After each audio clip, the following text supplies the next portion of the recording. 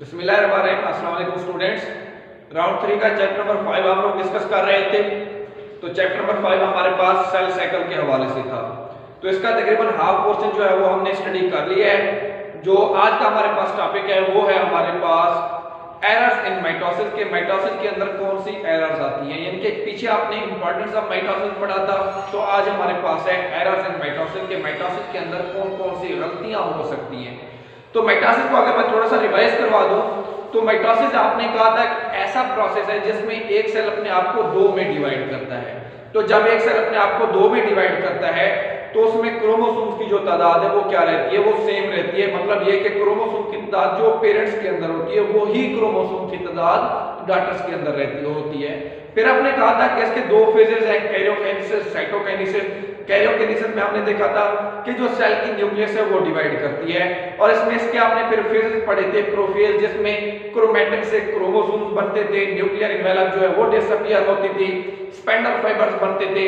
तो इन तमाम चीजों को हमने डिस्कस किया था। फिर मेटाफेज आता है। मेटाफेज में जो क्रोमोसोम्स बन चुके होते हैं वो क्या करते हैं, वो सेल की दरमियानी जगह के ऊपर, इक्वेटर के ऊपर अपने आप को अरेंज करते हैं।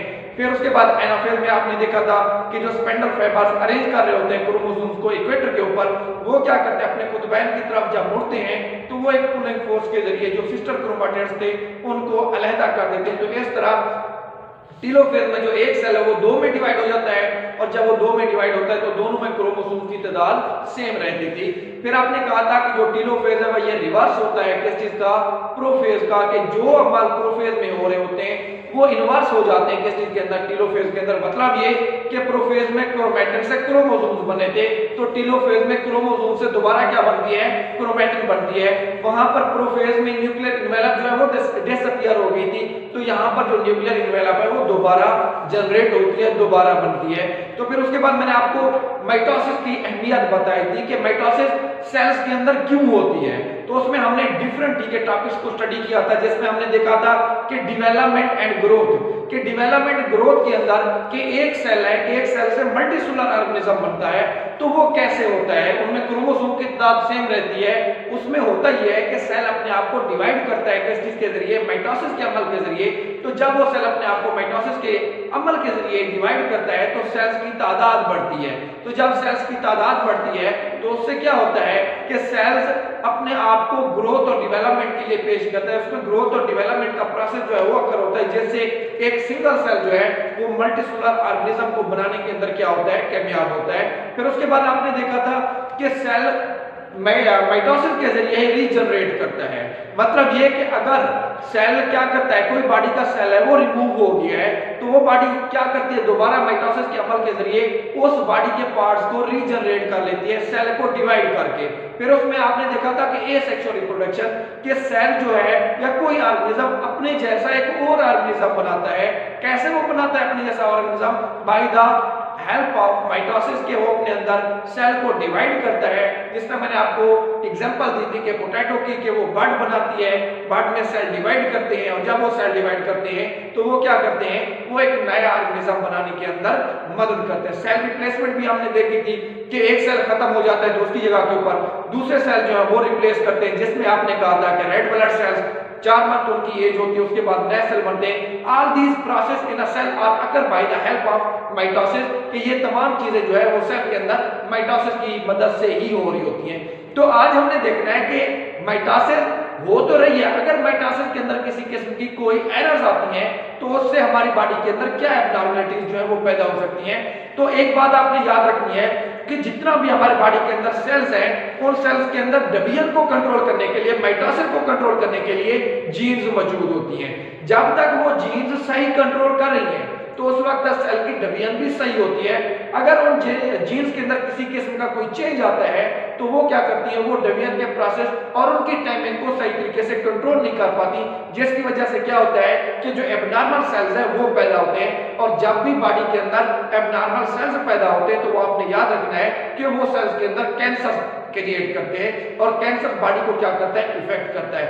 क्यों होता है ऐसा, उसकी वजह यह है कि जो जीन्स कंट्रोल कर रही है डिवीजन को और टाइमिंग को, सेल की डिवीजन और टाइमिंग को, उस जीन के अंदर क्या होती है, म्यूटेशन हो जाती है। म्यूटेशन से मुराद ये कि उस जीन की स्ट्रक्चर के अंदर चेंज आता है, क्योंकि जीन न्यूक्लियोटाइड से बनी हुई है।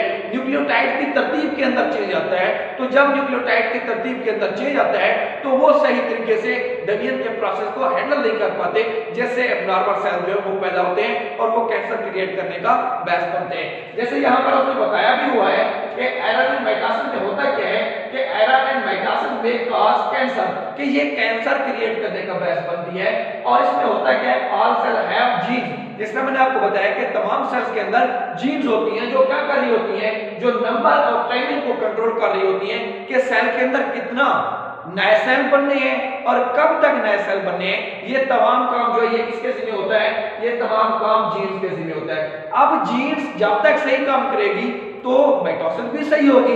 अब अगर जीन्स के अंदर क्या हो जाती है, नेक्स्ट उसने बताया हुआ है कि अगर जीन्स के अंदर म्यूटेशन होती है, म्यूटेशन आपको मैंने बताया है कि चेंज इन जीन स्ट्रक्चर, के जीन की स्ट्रक्चर के अंदर कोई चेंज आता है तो उससे क्या होता है, जो जीन्स है वो डिवीजन का प्रोसेस सही तरीके से हैंडल नहीं कर पाती, जैसे एब्नॉर्मल सेल्स पैदा होते हैं। और जब वो एब्नॉर्मल सेल्स पैदा होते हैं तो वो एब्नॉर्मल सेल्स काम क्या करते हैं, वो एब्नॉर्मल सेल्स हमारी बॉडी के अंदर ट्यूमर क्रिएट करने का, रसोलियां बनाने का की वजह बनते हैं। और ये जो ट्यूमर्स हैं ये हमारी बॉडी के अंदर एब्नॉर्मल प्रोसेस जो है उनको जन्म देते हैं। तो इसमें आपने देखना है कि ट्यूमर्स के हमारे पास दो टाइप्स होती हैं। एक हमारे पास जो ट्यूमर की टाइप है उसे आप लोग नाम देते हैं बेनाइन ट्यूमर का, और दूसरा जो होता है उसे आप लोग नाम देते हैं मैलिग्नेंट ट्यूमर। बेनाइन ट्यूमर जो है ये कम खतरनाक होता है, ये कैंसर की वो टाइप है जो ज्यादा खतरनाक नहीं होती। ये बॉडी के जैसे हिस्से में भी होगा सिर्फ उसी को इफेक्ट करेगा, बॉडी के बाकी किसी पार्ट को ये टच नहीं करता। मतलब ये कि उस पार्ट को तो ये इफेक्ट करता है मगर ये कैंसर वाले सेल को दूसरे हिस्सों के अंदर नहीं भेजता। जबकि इसके मुकाबले में जो दूसरा मैलिग्नेंट ट्यूमर है ये ज्यादा डेंजरस होता है। ये क्या करता है, ये जिस बॉडी के पार्ट में होगा उसे तो इफेक्ट करेगा, लेकिन ये क्या करता है उन कैंसर वाले सेल को पूरी बॉडी के अंदर फैला देता है। इट्स मीन कि ये कैंसर को थ्रू आउट द बॉडी जो है वो पहुंचाता है। तो जब ये malignant tumour through out the body cancer के सेल को पहुंचा रहा है तो ये ज्यादा खतरनाक हो जाता है। क्यों? क्योंकि उससे हमारी पूरी बॉडी जो है, बॉडी के जो नॉर्मल सेल्स हैं वो भी कैंसर का शिकार हो जाते हैं। और जब ये मैलिग्नेंट ट्यूमर, याद रखिएगा कि कैंसर वाले सेल्स को आगे फॉरवर्ड करता है, बॉडी के दूसरे पार्ट की तरफ भेजता है, तो इसको भी, ये भी एक प्रोसेस का नाम है और उस प्रोसेस को आप लोग नाम देते हैं मेटास्टेसिस, के एक ऐसा अमल जिसमें क्या होता है कि जिसमें मैलिग्नेंट ट्यूमर जो है वो कैंसर वाले सेल्स को बॉडी के दूसरे पार्ट की तरफ भेजता है, तो उस प्रोसेस को आप लोग नाम देते हैं किस चीज का, मेटास्टेसिस का। तो आपने याद रखना है कि कैंसर चाहे बेनाइन हो चाहे मैलिग्नेंट हो, दोनों ही खतरनाक होते हैं। और ये उस वक्त होते हैं कि जब हमारी बॉडी के अंदर डिवीजन का प्रोसेस जो है वो सही तरीके से नहीं हो रहा होता। वजह क्या होती है?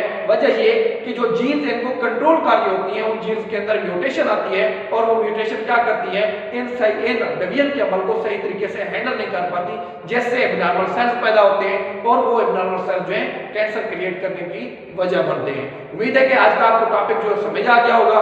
इसमें किसी किस्म का कोई मसला आता है तो आप कॉल के जरिए, व्हाट्सएप के जरिए मुझसे पूछ सकते हैं, और जो आपको होमवर्क दिया गया है वो भी आपने अपनी कॉपी के ऊपर लाजमी करना है। अल्लाह हाफिज।